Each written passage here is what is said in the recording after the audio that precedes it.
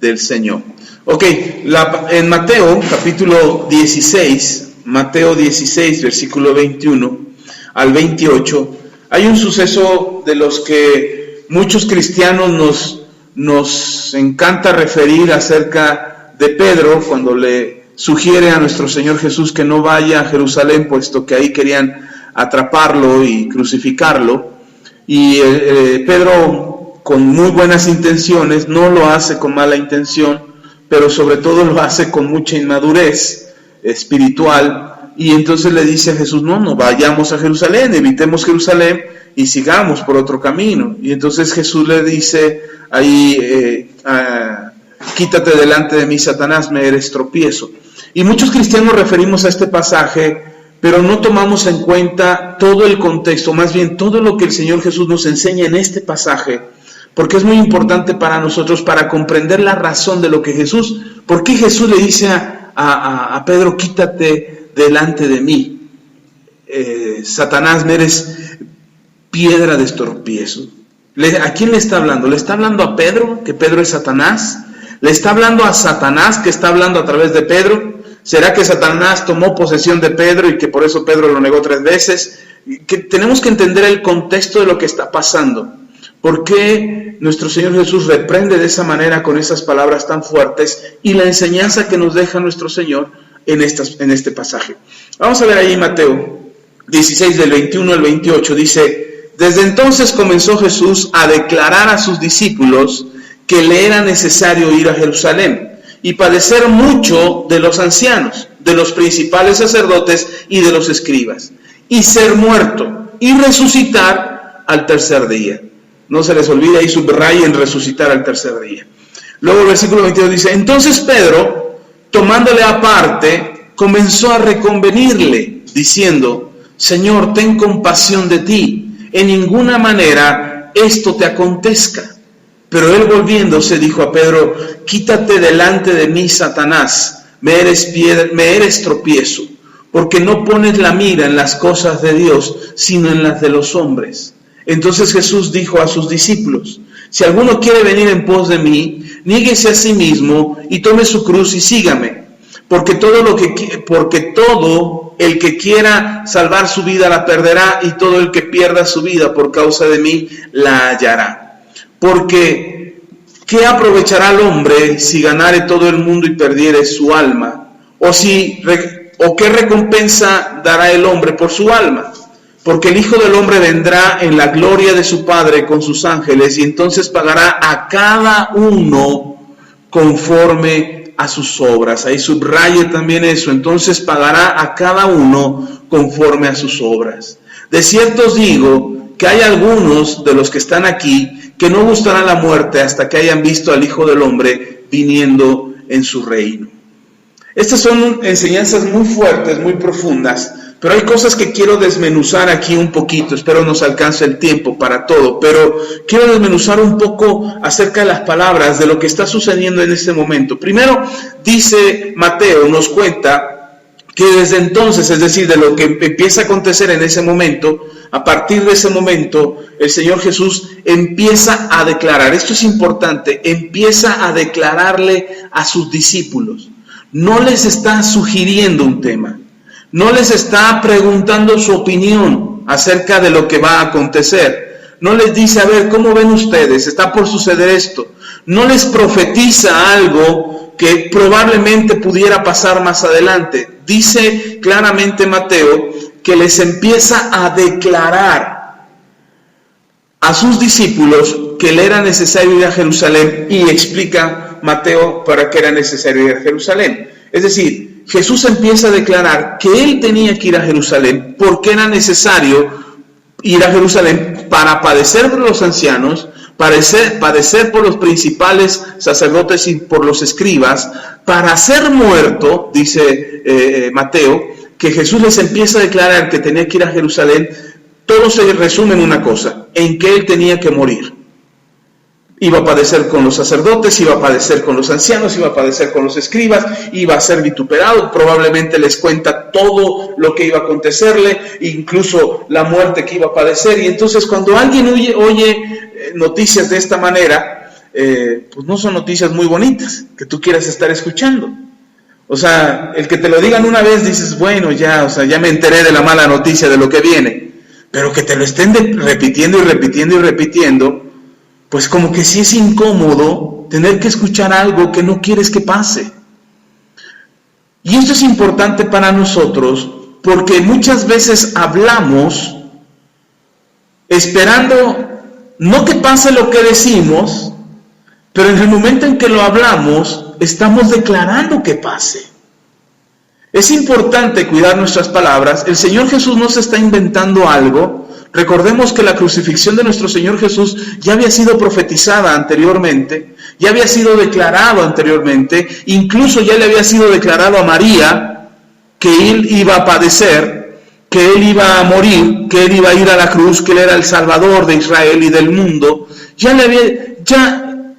era claro lo que a Jesús le tenía que acontecer. Y si los discípulos, los 12 apóstoles, recordaran un poco las escrituras de los antiguos profetas y de las escrituras del Antiguo Testamento, seguramente recordarían, sabiendo que Él es el Cristo y sabiendo que Él es el Mesías, seguramente ellos recordarían unos minutos, bueno, no minutos antes, unas horas antes o un tiempo antes de que sucediera este momento, Jesús le pregunta a los discípulos, ¿quién dice la gente que yo soy? No, pues que Elías, no, que un profeta, no, que etcétera, etcétera. Y les dice a ellos, ¿y ustedes quién dicen que yo soy? Y ahí Pedro dice, tú eres el Hijo del Dios viviente, tú eres el Cristo. ¿El qué? El Cristo. Si ellos recordaran, y Jesús le reconoce la palabra a Pedro, y dice, bien has dicho Pedro, esto no te lo reveló ni carne ni sangre, sino mi Padre que está en los cielos. Lo que dices es verdad, soy el Cristo, soy el Mesías. Y si ellos recordaran un poco hacia atrás en el Antiguo Testamento, recordarían cuando los profetas hablan del Mesías y hablan del Cristo, hablan del padecimiento del Mesías, hablan del padecimiento del Cristo. Entonces solamente era recordar un poco para saber lo que había que acontecerle, para que ellos supieran, no porque Jesús quisiera morir, no es porque Jesús estuviera declarando algo, voy a morir y quiero declarar esto porque quiero que me pase, sino porque era el cumplimiento de lo que Dios mismo ya había establecido a través de sus profetas. Solamente les está declarando, esto es importante para nosotros, hablábamos hace 8 días precisamente de no aceptar los diseños del diablo, de que no aceptemos los diseños, porque el diablo va a querer venir a bombardearnos para ponernos diseños y que nosotros declaremos los diseños de él, del diablo, en lugar de declarar los diseños de Dios. Entonces, es importante para nosotros que tengamos claro que lo que hablamos y que lo que declaramos tenga que ver con los diseños de Dios, con lo que Dios ya ha establecido.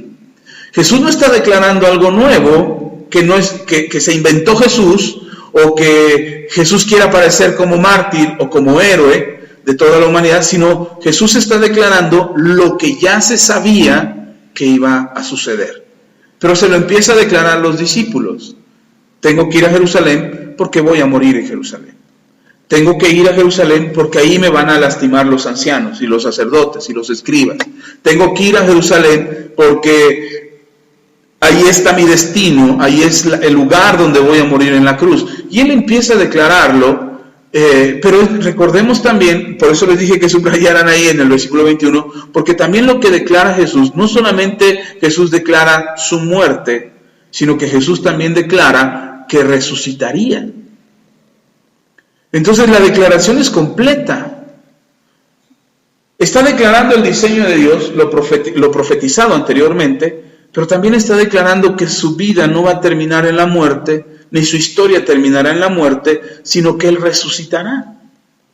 Entonces la pregunta, quizás en aquel entonces, no sé si yo me atrevería a hacer esta pregunta al Señor, pero hoy sí yo me preguntaría, bueno, si el Señor Jesús está declarando que va a morir el tercer día, pero también está declarando que va a resucitar, está declarando que va a morir, pero también declara que va a resucitar al tercer día, mi pregunta sería, Señor, ¿y qué podemos esperar nosotros?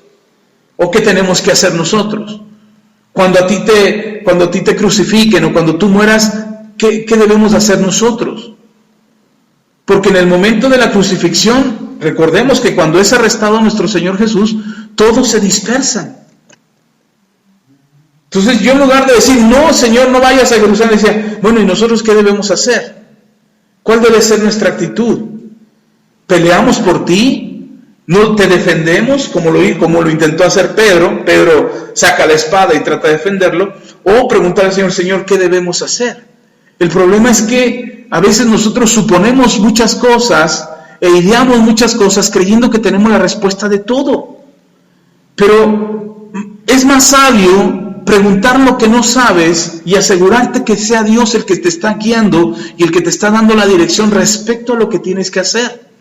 Nosotros no dejamos de decir groserías porque las palabras sean groseras, porque incluso hay palabras que son más groseras que una grosería nacional.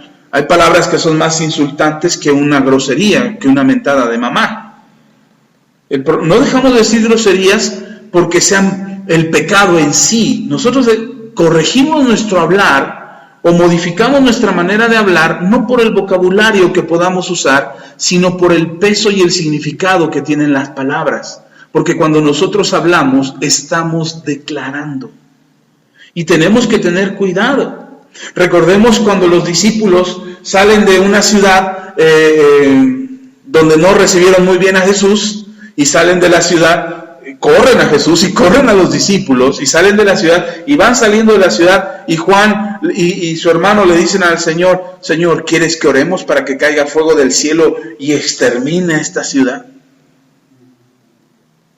El Señor Jesús les dice, ustedes no saben de qué espíritu son. ¿Por qué tendríamos que desearle el mal a la gente? ¿De qué espíritu eres? Tendrías que corregir. Lo que les está diciendo el Señor Jesús a los discípulos es, no declares con tu boca lo que no quieres que acontezca, porque cuando acontezca, el peso de lo acontecido será sobre tus hombros. Entonces, es mejor que no acontezca lo que declaras. Pero lamentablemente lo que no hemos entendido muchas veces los cristianos es que lo que declaramos generalmente se cumple. Entonces tenemos que tener cuidado con lo que declaramos. El Señor Jesús no está declarando algo nuevo, algo que se inventó Él, sino está declarando algo que ya sabía que iba a acontecer.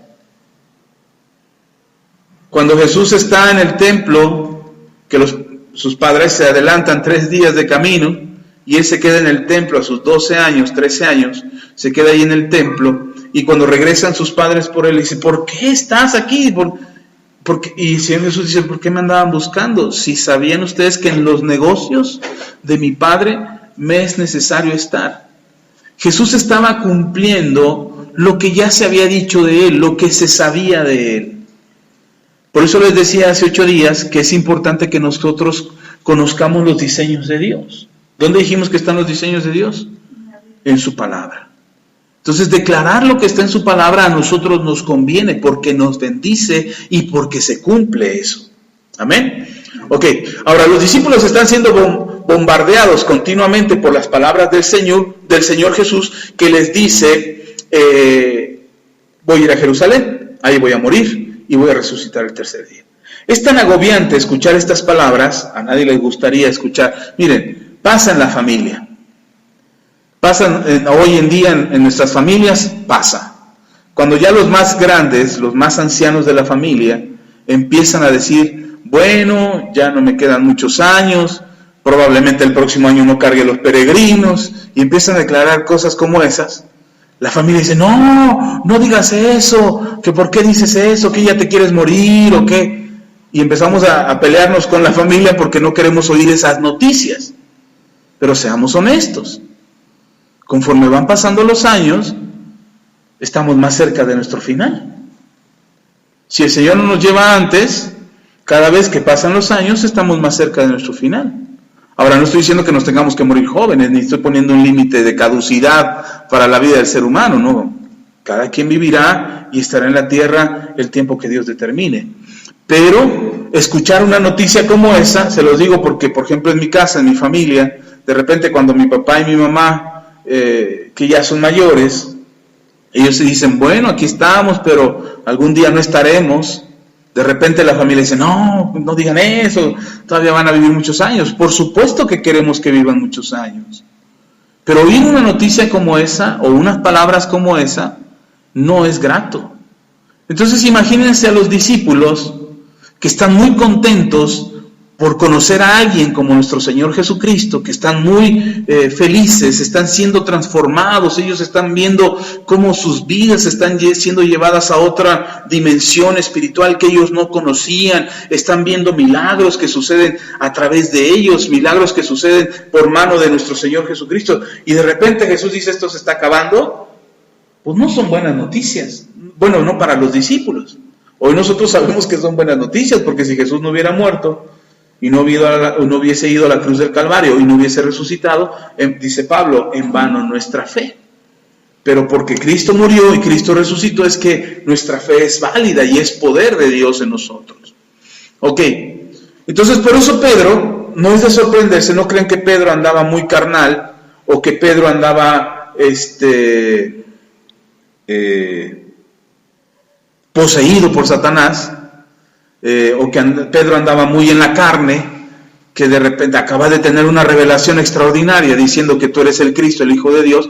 Pedro está entendiendo el mundo espiritual para él, que un mundo espiritual que él no conocía, y de repente Pedro trata de convencer al maestro. Cuando dice Pedro tomándolo aparte comenzó a reconvenirle, es decir, Pedro estaba tratando de convencerlo de que no fuera a Jerusalén. Y cuando Pedro insiste en decirle a Jesús, no vayas a Jerusalén, mira, le damos la vuelta, evitamos, ¿para qué vas a Jerusalén si ahí vas a morir? No, evitémoslo. Pero Pedro se está olvidando de las últimas palabras del Señor, o que lo que dice Mateo es, pero voy a resucitar, pero voy a resucitar, pero voy a resucitar. Pedro solamente se está quedando hasta la parte donde Jesús va a morir. Hasta ahí se está quedando Pedro, al sufrimiento que va a padecer y a la muerte que va a enfrentar. Pero se está olvidando de la otra parte donde dice el Señor Jesús, pero voy a resucitar. Entonces por eso Pedro trata de convencer al maestro de que no vaya a Jerusalén. Y entonces salen las palabras fuertes de nuestro Señor Jesús que dice, quítate delante de mí, Satanás. ¿A quién le está hablando? ¿A Pedro o a Satanás? ¿Pero a quién le está hablando? ¿Dónde está Satanás? Exacto, en las palabras de Pedro. Porque muy probablemente, era tan convincente Pedro, porque era genuina la intención de Pedro, no era una mala intención de Pedro, era genuina la intención de Pedro, que muy probablemente los sentimientos de Jesús estaban siendo tocados. Y entonces Jesús se da cuenta de que él se está siendo movido por un instante quizás a reconvenir, a corregir la decisión de ir a Jerusalén. Muy probablemente Jesús se da cuenta y dice, a ver, como que las palabras de Pedro me están gustando, como que me están convenciendo, y no que lo estuvieran convenciendo, sino que Pedro no está tratando de darle un sermón al maestro, por supuesto que no, pero sí le está llegando a Jesús. Y entonces ¿a quién reprende Jesús? ¿A Pedro o a Satanás que estaba convenciendo a Jesús? Muy probablemente Satanás le estaba hablando, porque recordemos que Satanás le habló a Jesús.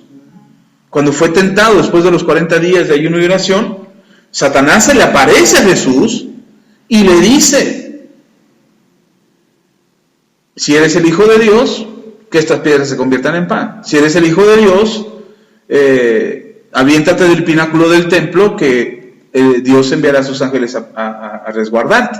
Si eres el Hijo, mira, todo esto te daré si postrado me adorares.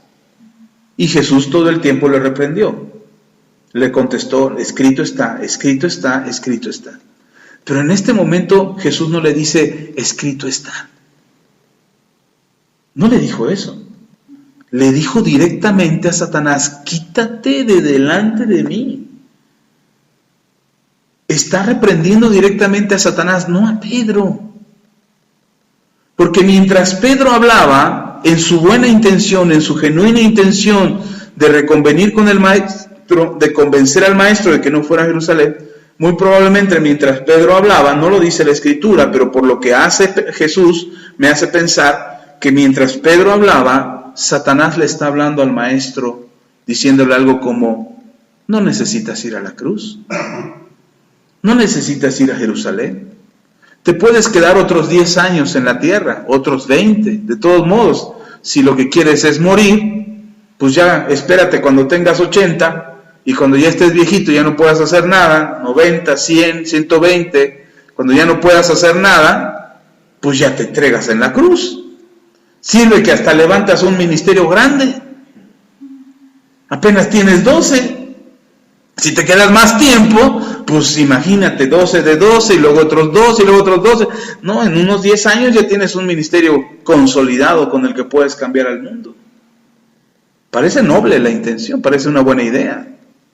Pero el Señor Jesús sabe que Él tenía que hacer la voluntad de su Padre.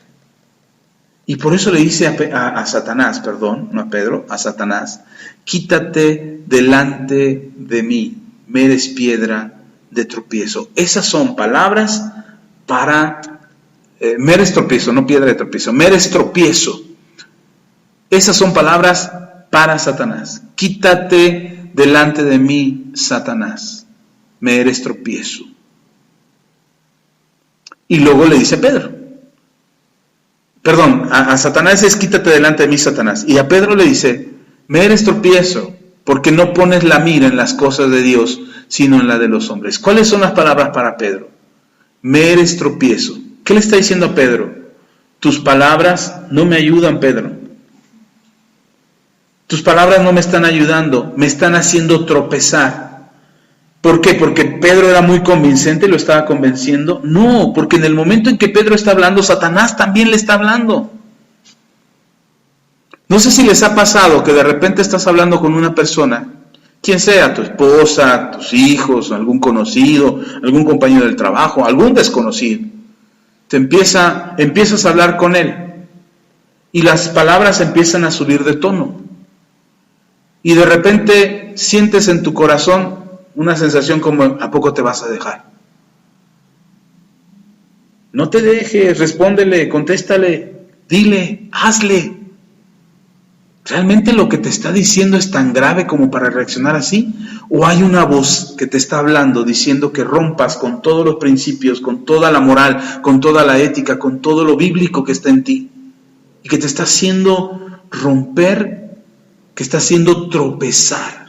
No es la persona. Por eso yo les he dicho aquí muchas veces que cuando alguien dice: yo no me quería enojar, pero ustedes me hacen enojar, es una mentira.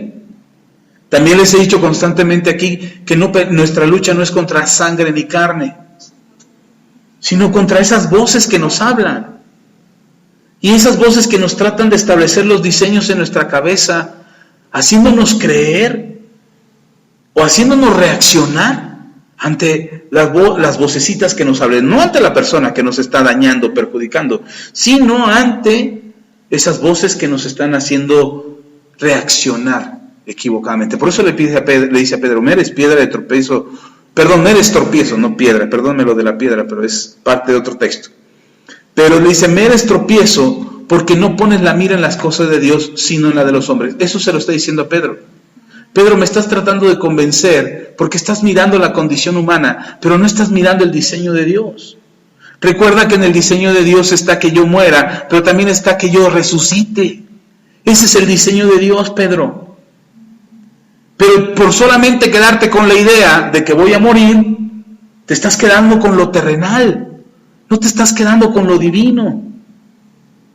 Otra vez, retomando el tema de 18 días, hablamos de diseños. ¿Se da cuenta cómo Satanás opera para cambiar el diseño de Dios dentro de nosotros?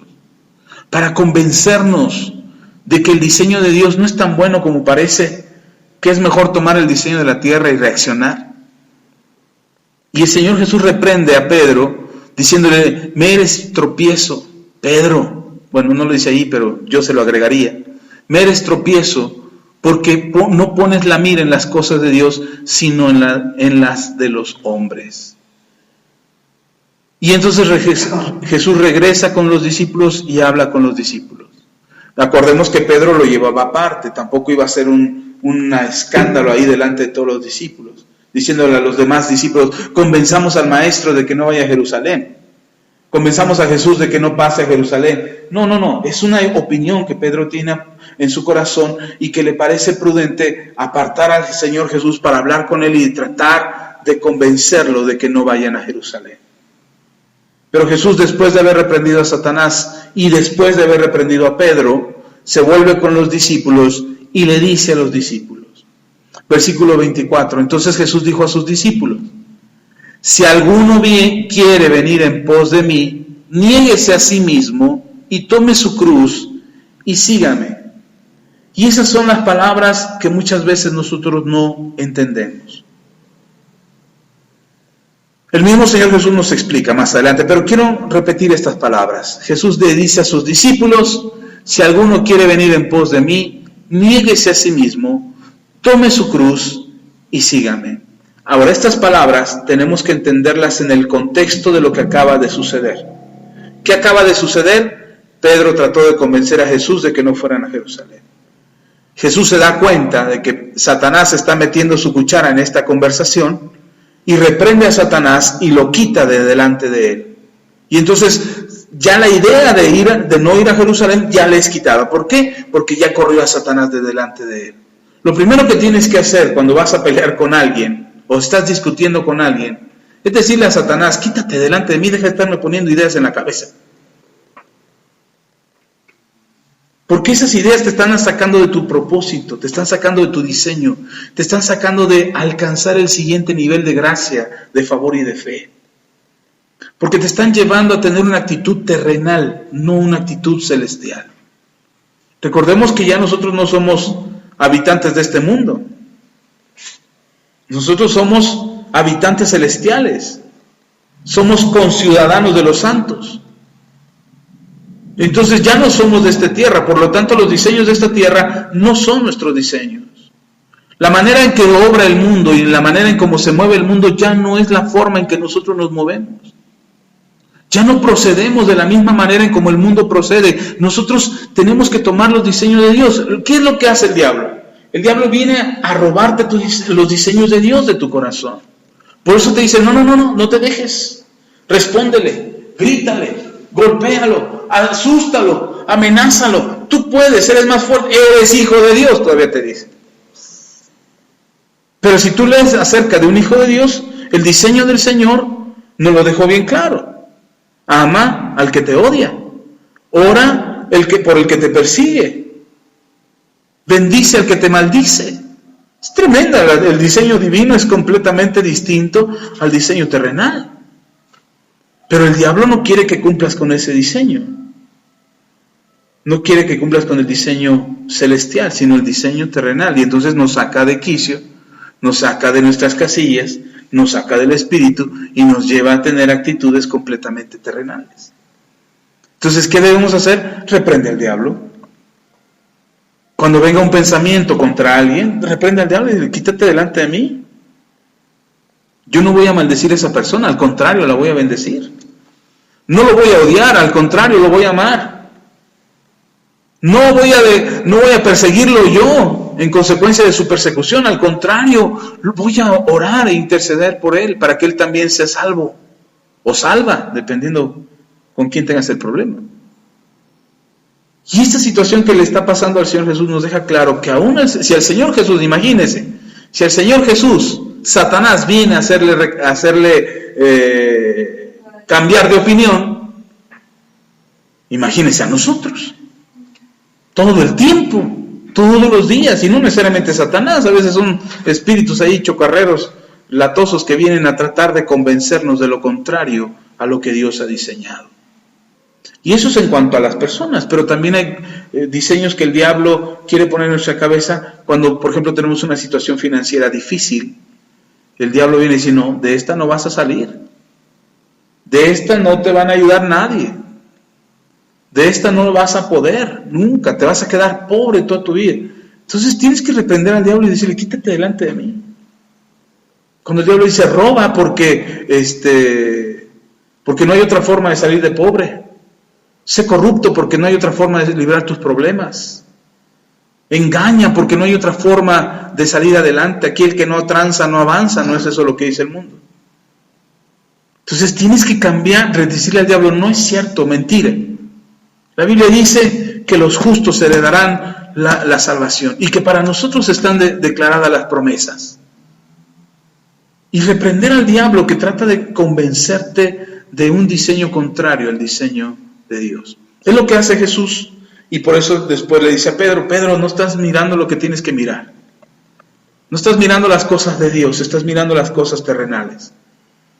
Y luego se voltea, ahora sí, quería dejar claro más o menos el contexto del por qué ahora Jesús voltea con los discípulos y les dice, si alguno quiere venir en pos de mí, niéguese a sí mismo y tome su cruz y sígame. Muchas veces la gente piensa estos tres conceptos, de negarse a sí mismo, de tomar la cruz y seguir al Señor, pareciera los cristianos hemos malentendido estos conceptos y los hemos puesto en un contexto religioso, como si hacerlo religioso tendría o nos diera mayor beneficio. Pero no es tan complicado. El mismo Señor Jesús lo explica. Y dice, primero dice, niéguese a sí mismo. Tome su cruz y sígame. Primero, niéguese a sí mismo. Y dice el versículo 25, porque todo el que quiere salvar su vida, la perderá. Y todo el que pierda su vida por causa de mí, la hallará. Eso es negarse a sí mismo. Tratamos de salvar nuestra vida. Nos aferramos en salvar el pellejo. Nos aferramos en quedar bien. Nos aferramos en que nos aplaudan a nosotros, que nos reconozcan nuestro trabajo. Nos aferramos a que los aplausos los recibamos nosotros, a que la gente reconozca nuestro mérito, nuestro esfuerzo, a que digan, ay, es por la hermana Miriam que ahora soy cristiano. Ay, es por el hermano Saúl que yo conozco del Señor. Ay, es por el hermano Alfonso que yo soy bendecido. No. ¿Qué tendríamos que hacer? No es por mí, hermano. No es por mí que eres salvo. No es por mí que eres bendecido. No es por mí que has sido prosperado. No es por mí. Es por mi Señor Jesús. Entonces no es a mí a quien tienes que aplaudir. Yo les he insistido aquí en la iglesia que no es poner la mira en los ojos, en el pastor. No es poner sus ojos en el pastor. No es lo que el pastor puede hacer por ustedes. Yo estoy aquí como un vínculo, un medio de información, de proclamación de la palabra de Dios, un medio en el que el poder de Dios pudiera tocar sus vidas. Pero la relación que ustedes lleven con Dios, eso es lo que va a trascender sus vidas. No la relación que lleven conmigo. Nosotros podemos ser muy buenos amigos, pero eso no significa que les voy a dar salvación, o que yo los voy a bendecir, o que yo los voy a prosperar. Es tu relación con Dios. Pero eso llévelo a todo el contexto de su vida. Esperamos, mire, yo me he encontrado con papás que están esperando que sus hijos les retribuyan todo el trabajo que ellos han hecho como padres. Estamos esperando, los papás mandan a los hijos a la escuela, les mantienen en la universidad, para que cuando salgan los hijos se pongan a trabajar y entonces los mantengan a ellos como padres. Esa es una equivocación. Puedes hacer tu mejor esfuerzo como padre. Y si en el camino tú enseñaste e instruiste bien a tus hijos, y en el camino tus hijos te quieren dar a ti, bueno, y esa es otra cosa. No les quites la oportunidad de bendecirte. Yo estoy bien agradecido con mis suegros, y cada vez que podemos les llevamos a mis suegros ayuda económica. A mis papás no les llevo ayuda económica, no porque no quiera darles, al contrario, quisiera darles mucho, pero realmente no lo necesitan. De hecho, yo sigo siendo bendecido por ellos, de lo más que yo les puedo dar. Lo más que puedo hacer por ellos es ir a verlos, hablar por teléfono con ellos, saludarlos, orar por ellos, bendecirlos, platicar cuando es necesario, escucharlos si es necesario. A veces, esta vez mi esposa estuvo platicando con mi papá más o menos como por 6 horas. Y yo le decía a mi esposa, gracias por tomarte el tiempo para escuchar a mi papá.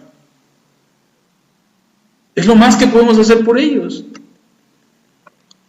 Entonces, a veces nos equivocamos y queremos el mérito. Niéguese a sí mismo, dice el Señor. ¿Cómo te niegas a ti mismo? No procurando por ti, viendo por los demás es lo importante. Tenemos una sociedad egoísta. Tenemos una sociedad donde cada quien jala agua para su molino. Todo lo que yo pueda ganar, todo lo que yo pueda sacar, todo el beneficio que pueda obtener. Y entonces tenemos una sociedad destruida. Decimos, yo barro mi calle porque quiero que mi casa esté limpia. Pero cuando barro le echo la basura al vecino. ¿Qué beneficio voy a tener? Al rato viene el viento otra vez, vuelve a botar la basura, ¿y quién es el dañado? Cada vez que pasa la basura por mi casa, sacamos la basura y la tiramos. Y yo veo que muchos vecinos sacan la basura y de repente del camión cae que una bolsita, que un vaso, que una botella, algo que se queda ahí. Y el dueño de esa basura, o el que llevó esa basura a tirar, se hace el desentendido y se va. Y deja ahí la botellita, la bolsita. Y yo lo que veo, digo, no, y me acerco y la recojo. Y alguien me dijo, no la recoja, si es de aquel. Sí, pero esa basura al rato va a terminar en mi puerta. Al rato va a terminar tapando una coladera. Y al rato se va a inundar la calle, y al rato se va a inundar mi casa y voy a decir, ¡ay, la basura! Pero cuando tuve oportunidad de hacer algo, no lo hice. Hoy el mundo está preocupado por la contaminación. Y dice, no, hay mucha contaminación y están tratando de deshacerse del plástico. No sé si les ha pasado que ahora ya en los negocios ya no dan bolsas de plástico. Esa no es la solución. La solución no es que dejen de dar bolsas de plástico en los comercios. Porque hoy incluso la tecnología, la industria del plástico ha mejorado los plásticos de manera que una bolsa ya no tarda 100 años en descomponerse, sino que ahora en un año, año y medio, ya se descompuso, ya la tierra ya la deshizo. Pero la solución no está en dejar de dar bolsas de plástico, la solución está en usar correctamente los plásticos. Y entonces le estamos diciendo a la gente, como ustedes son tontos y no saben usar los plásticos, pues entonces se los vamos a quitar. Y ahora les vamos a dar papel, cuando el papel destruye más árboles, lleva una inversión más de energía, todo porque la sociedad no está dispuesta a negarse a sí misma. La sociedad no está dispuesta, y no digo que contaminemos, no, yo no estoy diciendo eso, hay que cuidar el planeta, pero a lo que voy es que por causa de que no podemos pensar en los demás, nos tienen que quitar las cosas que serían menos dañinas, porque no sabemos usar ni siquiera lo menos dañino. Porque no pensamos en los demás. Dice el Señor Jesús. Ahora, estoy poniendo un ejemplo en cosas muy humanas, pero como no se trata de poner las cosas en lo terrenal, sino en las divinas, cuando el Señor Jesús dice, porque todo el que quiera salvar su vida la perderá, y todo el que pierda su vida por causa de mí, la hallará. El Señor se refiere no solamente a esto, a dejar de pensar en uno mismo, y empezar a pensar en los demás, sino también se refiere a nuestros propios deseos. A veces le damos más rienda suelta a nuestros deseos que hacer las cosas que Dios nos está mandando a hacer. Cuando Dios dice, no le des rienda suelta a tus deseos, ya tú no eres carne, ahora eres espíritu. Ya no andas por la carne, más bien, corrijo. Ya no andas por la carne, sino que ahora andas por el espíritu. Entonces todavía le damos gusto a nuestra carne y no hacemos caso al espíritu. Y el Señor dice, cuando tú le haces más caso a tu carne, finalmente pierdes tu vida. Pero cuando no le haces caso a tu carne y le haces más caso al espíritu, entonces hallas tu vida. Parece una contradicción, pero lo que el Señor nos enseña es que pensemos más en las cosas espirituales que en las cosas terrenales. Luego dice, tome su cruz. Versículo 26 dice, porque ¿qué aprovechará el hombre si ganara todo el mundo y perdiere su alma? ¿O qué recompensa dará el hombre por su alma? Esto es tomar su cruz. ¿Qué es tomar nuestra cruz? Tomar nuestra cruz no es sufrir un martirio o aceptar una calamidad o una condición catastrófica para decir, esta es mi cruz.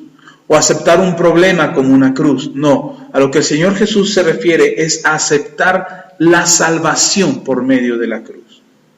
¿Qué es la salvación por medio de la cruz? Es el sacrificio que nuestro Señor Jesús hizo en la cruz. Cuando Él muere en la cruz, para el perdón de nuestros pecados, Él en el último momento de la cruz dice, consumado es. Es decir, todo está hecho. Ya el sacrificio fue completo, la salvación ha sido otorgada. Cuando dice tome su cruz, dice el Señor Jesús dice, ¿qué aprovechará al hombre si ganare todo el mundo y perdiere su alma? ¿De qué me sirve en ocuparme de las cosas del mundo y olvidarme de las cosas de Dios? ¿De qué me sirve ser exitoso en el mundo si no encuentro y no alcanzo la salvación? Si no me encuentro con Jesús en la cruz del Calvario. Cuando dice acerca de la cruz, a mí me hace pensar en la obediencia que mostró nuestro Señor Jesucristo en la cruz, como lo dice Filipenses, capítulo, me parece que está en el 2, cuando dice el apóstol Pablo que Jesús fue obediente hasta la muerte y muerte de cruz. ¿Fue obediente hasta dónde? Yo creo que lo que el Señor Jesús se refiere cuando dice tome su cruz, se refiere a mostrar la obediencia. Porque dice, ¿de qué te sirve ganar al mundo si pierdes tu alma? ¿De qué te sirve desobedecerme a mí si pierdes tu alma? ¿De qué te sirve escuchar los consejos que el mundo te da si pierdes tu alma? Y todavía hace otra pregunta, ¿cómo podría el hombre pagar algo por su alma? ¿Podría el hombre pagar algo por su alma? No. ¿Podría pagar algo el hombre por su salvación? No. ¿Pero quién pagó? Nuestro Señor Jesús. ¿Dónde pagó? En la cruz. Cuando dice tome su cruz es reconozca la salvación que yo le otorgo. ¿Cómo reconoces la salvación que Dios te otorga? Cuando te arrepientes de tu manera de vivir y decides vivir conforme a su voluntad. ¿Sí me expliqué? ¿Sí queda claro? Espero que sí. Porque al final dice sígame. 3 cosas dice. Niéguese a sí mismo, ya explicamos qué es negarse a sí mismo. Tome su cruz, ya explicamos qué es tomar la cruz. Y luego, sígame. Versículo 27 dice, porque el Hijo del Hombre vendrá en la gloria de su Padre con sus ángeles, y entonces pagará a cada uno conforme a sus obras. ¿Qué es seguir a Jesús? Tener obras dignas de arrepentimiento. Cuando Juan el Bautista predicaba, le preguntaron a Juan el Bautista le preguntaron, ¿qué debemos hacer? Porque él decía, hagan frutos dignos de arrepentimiento. Y la gente se acerca y le dice, ¿qué debemos hacer? Y a los soldados le dice, confórmense con su salario. Y a los ricos le dice, sean generosos. Y a la gente común le dice, amen a sus amados. Perdón, estoy tergiversando el texto, estoy incluso diciendo algo que no está en el texto. Pero, perdónenme por eso, pero dice Juan,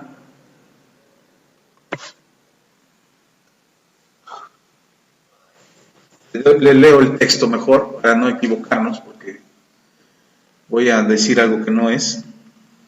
Ahí en Lucas capítulo 8, para no equivocarnos, dice Juan, haced frutos dignos de arrepentimiento. Y no comencéis a decir dentro de vosotros, tenemos a Abraham por padre, porque os digo que Dios puede levantar hijos a Abraham aún de estas piedras.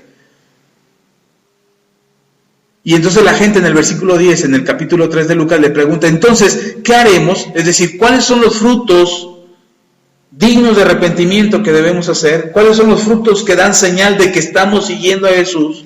Y entonces Jesús le dice, el que tiene 2 túnicas, dé al que no tiene, el que tiene de comer, haga lo mismo. Vinieron también unos publicanos para ser bautizados, les dijo, maestro, ¿qué haremos? Y él les dijo, no exijáis más de lo que es ordenado. Estos son los cobradores de impuestos. No sean corruptos, no exijan más de lo que es ordenado. También preguntaron unos soldados diciendo, ¿y nosotros qué haremos? Y él les dijo, no hagáis extorsión a nadie, ni calumniéis, contentaos con vuestro salario. Y como el pueblo estaba en expectativa, preguntándose todos en sus corazones, si acaso Juan sería el Cristo. Y él explica que él no es el Cristo. Pero estos son los 3 ejemplos que dice, el que tiene, dé al que no tiene. Los publicanos no cobren más impuestos de los que deben de cobrar. Y los soldados sean honestos, no sean corruptos. No extorsionen a la gente.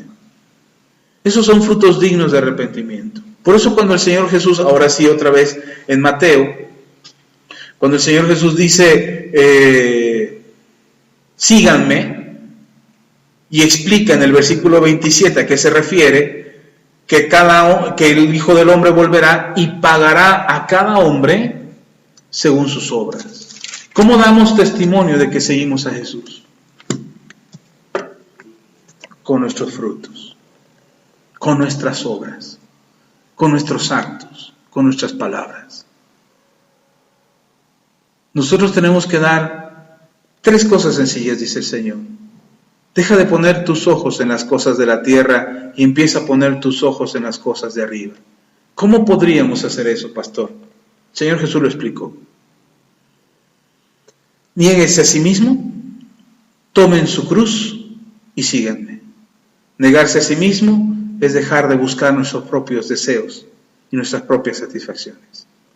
Tomar la cruz es creer en la salvación que Cristo nos ha dado, porque ¿cómo podría el hombre pagar algo por su alma? Pero el que pagó fue nuestro Señor Jesús. Eso es tomar nuestra cruz, creer en Jesús, en el sacrificio que Él hizo en la cruz del Calvario. Y 3, síganme. ¿Cómo damos testimonio de que seguimos a Jesús? Por nuestras obras. Y entonces, si nosotros nos ocupamos de esto, empezamos a ocuparnos de las cosas del cielo y no de las de la tierra. Dejamos de escuchar lo que Satanás tiene que decirnos y empezamos a escuchar lo que Dios tiene que decirnos. ¿Amén? ¿Parece muy difícil? En realidad no. Y uno puede decir, ¿pero por qué no lo hacemos, pastor? Porque somos testarudos. Porque nos gustan las cosas de este mundo. Porque queremos disfrutar de las cosas del mundo, pero también queremos que Dios nos dé salvación. Queremos que nos vaya bien en este mundo y ser exitosos en este mundo y ser muy famosos en este mundo, pero también queremos la salvación. Y el Señor nos dice, no ponga las cosas en este mundo. Solitas vendrán por añadidura. Amén. Busca el reino de Dios y su justicia y todas las demás cosas, todas estas cosas, refiriéndose a lo más natural, vendrá por añadidura. Y el mismo Señor Jesús dice, si ustedes siendo malos tenéis buenas dádivas para vuestros hijos, vuestro Padre Celestial, que es bueno, les dará todas las cosas, incluso al Espíritu Santo.